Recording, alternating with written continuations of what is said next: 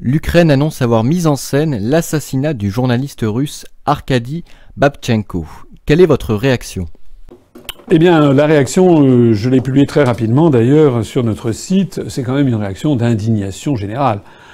C'est incroyable ce qui vient de se passer en Ukraine. En fait, c'est une nouvelle affaire Skripal, c'est-à-dire un nouveau scandale de fake news, entièrement repris sans la moindre interrogation, le moindre doute par l'ensemble de la presse occidentale et notamment de la presse française. Tout le monde a considéré que le journaliste avait été assassiné. Il est vrai que c'était les autorités ukrainiennes qui l'avaient dit. Mais quand même, normalement, le métier de journaliste ne consiste pas à considérer comme vrai tout ce qui est publié par les autorités de ce qu'on appelle la communauté internationale, c'est-à-dire les États-Unis d'Amérique, le Royaume-Uni, la Commission européenne, le gouvernement ukrainien, etc. Donc tous les gentils, pour reprendre la typologie des westerns américains. Il y a les gentils et les méchants. Donc les gentils, ce sont ceux qui ont un chapeau, un Stetson au blanc. Et donc le journaliste maintenant en France, c'est celui dès que c'est... Alors si c'est le gouvernement ukrainien, c'est un gentil, donc c'est vrai. Donc il y a un type qui a été assassiné, c'est un type russe. Et bien entendu, s'il est russe et s'il a été assassiné, c'est forcément Poutine. Donc c'est Poutine qui... Alors on le dit pas, mais on insiste lourdement. C'est exactement ce qui vient de se passer. Aucun journaliste ne s'est posé la question de savoir, mais au fait, où est la dépouille? Où est le cadavre du journaliste russe? Où est-ce qu'il est? Est-ce qu'il est à la morgue? Est-ce qu'on a des témoins, des gens qui étaient aux alentours? Est-ce qu'on a vu le corps transporté? Est-ce qu'il y a une morgue? Est-ce qu'on reçoit les condoléances? Est-ce que la veuve éplorée est à côté de la dépouille de son mari? Enfin, non, rien. Absolument aucune vérification. Et deuxièmement, reprenant à son compte, avec des lourds sous-entendus, il y a beaucoup de journalistes, ça c'était le journal Le Monde, il y a beaucoup de journalistes qui ont été assassinés probablement sur instruction du Kremlin, etc. Donc, citant d'ailleurs des cas de journalistes, je dis pas que aucun journaliste il y a peut-être des journalistes qui ont été assassinés sur ordre du Kremlin, c'est possible. En tout cas, moi, ce que je sais, c'est qu'on parle beaucoup de ces histoires-là depuis maintenant un certain nombre d'années, que dans la plupart des cas, ce sont des assassinats qui ont eu lieu en Tchétchénie ou dans les républiques du Caucase où il y a un taux de violence qui est considérable. Et pour l'instant, il n'y a pas eu de preuves irréfutables. Ce que je vois en tout cas, c'est qu'en France, on en fait des tonnes. Dès que on soupçonne que c'est un Russe et qu'il peut-être il aurait pu être tué par un ordre du Kremlin, alors qu'en revanche, on reste très très discret en France sur des journalistes qui sont assassinés dans des pays de l'Union européenne. Notamment Madame Galizia qui a été assassinée à Malte de façon pratiquement certaine sur instruction du Premier ministre et des gouvernements de Malte qui a parti lié avec la mafia. Et c'est quand même un gouvernement et un pays qui fait partie de l'Union européenne, qui notamment a le pouvoir d'un droit de veto sur la modification des traités européens. De la même façon, il y a eu un journaliste qui a été assassiné en Slovaquie, et là où toute l'opinion publique slovaque sur place est absolument convaincue que le Premier ministre, M. Fico, et un certain nombre de personnes de son entourage a trempé dans cet assassinat, puisque le type partait, le journaliste slovaque faisait des reportages sur les liens justement du pouvoir slovaque avec la mafia, une mafia italienne qui est ce qu'on appelle la 'ndrangheta, la mafia calabraise, qui paraît-il d'ailleurs est une mafia plus dangereuse encore et plus criminelle encore que la fameuse mafia sicilienne originaire de Caltanissette, dans le centre de la Sicile. Donc les liens entre le gouvernement slovaque, qui est un gouvernement de l'Union européenne, et d'ailleurs là les Français versent de l'argent à la Slovaquie par l'intermédiaire des fonds européens, eh bien ce gouvernement est soupçonné d'avoir assassiné, et par sa propre population, d'avoir assassiné un journaliste. Mais ça, la presse française, on n'en parle pas, alors que normalement c'est des pays membres de l'Union européenne. En revanche là, on a eu aussitôt les grandes orgues, les pompes et funèbres là de toute la presse française qui a laissé entendre que c'était en fait encore un coup du Kremlin. J'ai vu que M. Harlem Désir, qui est, je crois, au Conseil de l'Europe, chargé de la liberté d'expression, s'est aussitôt indigné de ce crime inimaginable, particulièrement odieux. Laissons-lui le bénéfice du doute. Il n'était peut-être pas au courant que c'était une fake news. On aurait pu faire preuve de prudence. Et puis surtout, on aimerait qu'il se manifeste également dans tellement d'autres cas à travers le monde où il y a des journalistes qui sont malmenés, en particulier notamment aux États-Unis d'Amérique.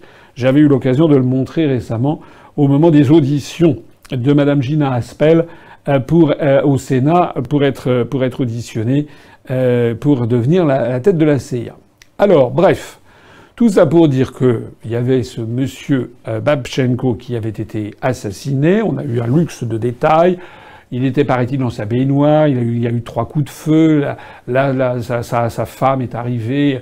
Elle a vu son mari qui était ensanglanté. Enfin, tout ça, ça a été toute la presse a repris ça. Il manquait que les photos. Et puis, un jour après, 24 heures après, qu'est-ce qu'on voit apparaître? Une conférence de presse avec les services secrets, enfin les services, comment dirais-je, de sécurité comment on appelle ça, de l'Ukraine, qui organise une conférence de presse. Il paraît que ça devait être l'enterrement du journaliste, et puis on a vu Monsieur Babchenko arriver, telle une Vénus anadiomène sortant des ondes, vous savez, comme dans le tableau de Botticelli aux Offices à Florence, arriver comme ça, comme une fleur, en disant bah, « coucou, c'est moi ». En fait, il avait l'air un peu gêné aux entournures. Alors, cette histoire est complètement rocambolesque, parce que les gens se sont dit « mais attendez, on aimerait savoir, il y a un épisode on a dû manquer un épisode qui s'était passé ». Alors, la version officielle des autorités ukrainiennes, c'est que ce monsieur Babchenko, opposant virulent au Kremlin, ça c'est exact. Il a écrit des pamphlets absolument extraordinaires. C'est quand même quelqu'un qui ne donne pas dans la dentelle. Le premier message Twitter depuis sa résurrection, puisque donc tel Lazare, n'est-ce pas, lève-toi et marche, et enfin comment dirais-je, ou bien tel le Christ lui-même le jour de Pâques, Arkady Babchenko est ressuscité d'entre les morts. Et la première chose qu'il a faite, ça n'est pas de monter au ciel, mais c'est d'envoyer un message Twitter dans lequel il a écrit qu'il espérait vivre jusqu'à 96 ans et de pouvoir danser sur la tombe de Vladimir Poutine. Voilà. Donc il a une dent, semble-t-il, contre ce que la presse occidentale appelle volontiers le maître du Kremlin. J'ai un ami qui parle souvent de Macron en disant c'est le maître de l'Élysée et Trump le maître de la Maison Blanche. Ça fait partie de ces formules. Quand on dit le maître du Kremlin, on a l'impression comme ça d'une espèce de boyard avec un fouet qui fouette les gens, alors que nous on a le locataire de l'Élysée. Bref, Arkady Babchenko avait l'air un peu gêné et on a appris, parce qu'on les gens dit mais qu'est-ce qui s'est passé? Et alors voilà, ce qui a été raconté, c'est qu'en fait les Ukrainiens avaient compris qu'il y avait un type qui avait été envoyé par les Russes pour l'assassiner. Donc les Russes, les Ukrainiens ont protégé le type pour ensuite 24 heures après le ressortir en disant ben voilà, on l'a sauvé. J'avoue que je ne comprends pas. J'avoue que je ne comprends pas parce que si tel était le cas, fallait évidemment neutraliser le type qui devait l'assassiner. Deuxièmement, pourquoi y avait-il besoin de dire qu'il avait été tué? Il fallait dire, ben voilà, on sait qu'il va y avoir, on le protège, enfin bon. Mais pourquoi? Alors ça me rappelle lorsqu'il y avait eu, vous vous rappelez peut-être dans les années 80, lorsque l'imam Khomeini en Iran avait lancé une fatwa contre Salman Rushdie, qui était un écrivain qui avait fait un livre qui s'appelait Les versets sataniques, qui avait été condamné pour blasphème par l'ayatollah Khomeini. Et donc les autorités iraniennes avaient offert une rançon, enfin une récompense à quiconque assassinerait Salman Rushdie. Les Britanniques qui protégeaient Salman Rushdie l'avaient immédiatement planqué. Il était gardé par les services secrets britanniques, mais ils n'avaient pas mis en scène son assassinat. Là, s'ils avaient voulu faire pareil, à la limite, il aurait fallu qu'ils mettent en scène l'assassinat de Arkady Babchenko pendant 10 mois, et puis il l'aurait laissé comme ça, prétendument assassiné pendant 10 mois, puis après, au bout de 10 mois, il l'aurait ressorti en disant, en fait, on l'avait caché. Mais là, ils le mettent 24 heures. Ça veut dire quoi? Ça veut dire qu'il n'y a plus aucun risque maintenant, alors? Qu'est-ce que c'est que cette histoire? En fait, cette histoire ne tient pas debout. Cette histoire est une histoire à dormir debout. Mais ce qui est très grave, ce qui est extrêmement grave, c'est que il n'y a aucune raison de croire les autorités ukrainiennes maintenant, puisqu'elles ont avoué que ce qu'elles ont raconté hier, je dis hier, c'est hier, enfin avant-hier, c'est-à-dire 24 heures auparavant, elles ont dit que ce qu'elles ont raconté au monde entier 24 heures auparavant était faux. Alors, on devait les croire sur parole il y a 48 heures, et puis elles ont dit non, c'était faux, donc maintenant on devrait croire enfin, que ce qu'elles disent est absolument vrai. Voilà. Si elles ont menti effrontément devant la planète entière sur l'assassinat, elles peuvent très bien continuer à dire n'importe quoi maintenant. Deuxièmement, la presse occidentale, vraiment, je le disais tout à l'heure, a foncé là-dedans. C'est dingue. Il n'y a même pas le moindre réflexe de prudence. Dire, attendez, est-ce que c'est vrai que ce type a été assassiné? Où est le cas? C'est le boulot du journalisme. Où est-ce qu'il est? Est-ce que c'est sûr? Est-ce qu'il y a des témoins? Est-ce qu'on a vu la police? Etc. Et puis, bien entendu, c'est le flot d'articles qui condamnait quasiment. C'était pas tout à fait ça. C'était, selon les Ukrainiens, ce sont les services secrets russes qui ont voulu l'assassiner, etc. Enfin, la tonalité générale, la tonalité de l'article du journal Le Monde, qui est quand même le journal prétendument de référence en France, ça a été de dire l'assassinat d'Arkady Babchenko allonge la liste très longue des journalistes russes assassinés, sous-entendu par le pouvoir. Donc ça veut dire que nous avons des médias qui ne font plus leur métier et qui sont d'un parti pris effarant. Parce que lorsque les Russes ont dit, le ministère russe des Affaires étrangères avait réagi en disant « mais non, c'est pas nous du tout, on ne sait pas du tout qui a fait ça », ça a été aussitôt repris par la presse occidentale sur le thème « vous voyez, ces salopards, c'est d'un cynisme incroyable, non seulement ils l'ont assassiné, mais après ils prennent comme ça la posture de Sainte-Nitouche, comme si ça n'était pas eux, etc. » Donc, tout ceci me rappelle l'affaire Skripal, qui, je rappelle, c'était cet agent double qui avait été libéré une dizaine d'années auparavant par la Russie, et d'un seul coup, eh bien, le gouvernement de Vladimir Poutine aurait décidé de l'éliminer une semaine avant l'élection présidentielle. Comme je l'ai dit, s'ils avaient attendu 10 ans, ils auraient pu attendre encore 15 jours pour que l'élection présidentielle fût passée et que Vladimir Poutine n'ait pas dans la corbeille de la mariée de l'élection cette incrimination venue d'Occident qui lui a valu 160 diplomates russes expulsés. Mais dans un cas comme dans l'autre, la presse occidentale a considéré que Skripal avait été assassiné. Or, personne n'a jamais vu le personnage. Aux dernières nouvelles, il paraît qu'il est frais comme un gardon, il est sorti de l'hôpital. Personne ne l'a vu sortir de l'hôpital.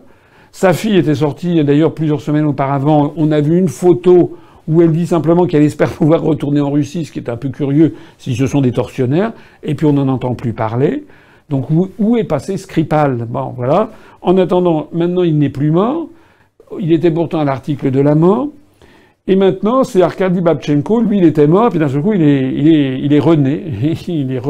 il est ressuscité d'entre les morts. Voilà. Force est de constater que il y a quand même un petit problème avec les Russes. Parce que la Russie, qui est quand même la deuxième armée du monde, qui est quand même extrêmement bien équipée, qui a des services d'influence et de renseignement particulièrement performants, nous dit-on, qui a des armes extrêmement dangereuses, notamment des armes chimiques, eh bien, ils arrivent à ce tour de force que lorsqu'il y a un retraité avec sa fille qui sont sur un banc dans un jardin public, et qu'ils ont, paraît-il, le Novichok, là, le gaz le plus terrifiant qui soit, qui permet de tuer des milliers de personnes à la ronde, ils en pulvérisent dans l'atmosphère, et puis finalement, le Skripal et sa fille en réchappent. Et puis là, finalement, ils ont, paraît-il, voulu envoyer un type pour assassiner quelqu'un, et puis alors, il a été assassiné entre-temps, et puis il est ressuscité, enfin bon, bref, voilà. Tout ça, c'est n'importe quoi. La conclusion que j'en tirerai sur cette affaire, c'est que nous avons affaire à une gigantesque fake news et une gigantesque manœuvre complotiste et conspirationniste. Parce que ce sont ceux-là même qui accusent les autres d'être complotistes et d'utiliser des fake news, qui sont complotistes et qui les utilisent.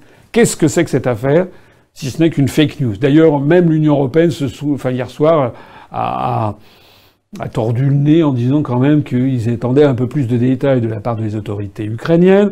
Et même l'organisation Reporters sans frontières a condamné en disant que c'était quand même lamentable d'avoir fait un truc pareil. D'ailleurs, on ne comprend pas quel est l'intérêt. Parce que l'intérêt, pour l'instant, je veux dire, tout ça, c'est les Ukrainiens qui se ridiculisent au reste du monde. Et puis maintenant, toutes les informations émises par l'État ukrainien sont entachées d'incrédulité. Qu'est-ce que c'est qu'un État? Est-ce que vous réfléchissez au fait que c'est un État, la République d'Ukraine, qui officiellement se permet de raconter n'importe quoi, puis de se désavouer elle-même 24 heures après? Elle a perdu toute crédibilité dans cette opération. Donc on a affaire, voilà, à une une opération de complotisme spontané. Tous les médias occidentaux étaient là déjà à voir que c'était un complot russe sur la base d'une fake news. Le plus rigolo, c'est que parmi ceux-là, il y a l'AFP, où il y a le journal Le Monde qui a eu l'audace de créer le Décodex, là, il y a quelques mois de cela, où ils étaient là, ceux qui donnaient qui étaient les garants de vertu. C'est comme dans Tartuffe. Ce sont ceux qui donnent des leçons de vertu, de morale publique, les garants de la sûreté des informations et de la vérité. Eh ben, le Décodex du Monde, il va falloir qu'ils expliquent maintenant à leurs lecteurs comment le journal Le Monde a véhiculé le premier une fake news de grande magnitude et s'est livré à une action de complotisme et de conspirationnisme contre la Russie. C'est de ça qu'il s'agit. C'est très grave. Heureusement, c'est pas la première fois que le Décodex dit n'importe quoi. Donc heureusement maintenant ça n'intéresse plus personne. Dans les débuts, il y avait des centaines et des centaines de commentaires. Maintenant, il n'y a plus que quelques dizaines de personnes qui réagissent. En fait, les gens n'écoutent plus, ne lisent plus, se désabonnent. Ne lisent plus la presse française. De moins en moins, tous ces journaux sont tenus à bout de bras par les contribuables, qui ne le savent pas d'ailleurs. C'est l'État qui donne de l'argent parce que ces journaux sont en train de s'enfoncer, non seulement dans l'insignifiance, mais dans le déshonneur. Ce que devrait faire normalement la presse française dans cette affaire, c'est de présenter ses excuses à leurs lecteurs et de reconnaître une chose qui quand même crève les yeux, c'est que sur l'affaire syrienne, on attend toujours qu'on nous montre la liste des morts de la Douma du 7 avril. On attend toujours qu'on voit les photos, qu'on ait la liste précise. Moi, j'avais fait un article pour montrer que côté palestinien à Gaza, on avait la liste précise des 58 morts qui avaient été, tués par des tirs de l'armée israélienne de l'autre côté de la frontière. Tandis que la Douma en Syrie, il y avait eu des dizaines de morts. On attend toujours de les voir. On attend toujours l'enquête. On attend toujours d'avoir des preuves. C'est pareil pour Skripal, c'est pareil pour Babchenko. Donc normalement, je pense que les journalistes français, il y en a que je connais qui sont des gens extrêmement intègres et scrupuleux, et je sais que très bien, parce qu'ils me parlent parfois, et ils me disent leur mal de vivre, parce qu'ils savent très bien que le journal ou le média dans lequel ils travaillent, dit n'importe quoi, et en fait véhicule des mensonges. Le journal Le Monde, si vous voulez regagner une once de crédibilité, devrait présenter ses excuses à ses lecteurs, devrait par ailleurs dire qu'il y a désormais trop d'indices qui montrent que des opérations constantes sont lancées contre les autorités russes, et que ce soit sur l'affaire Skripal comme sur l'affaire Babchenko, force est de constater que ce qu'ont dit les autorités russes n'a pas été démenti par les faits, alors que les informations données par les Anglais puis les informations données par les Ukrainiens, ce sont les Anglais et les Ukrainiens eux-mêmes qui ont été obligés de démentir ce qu'ils avaient d'abord dit.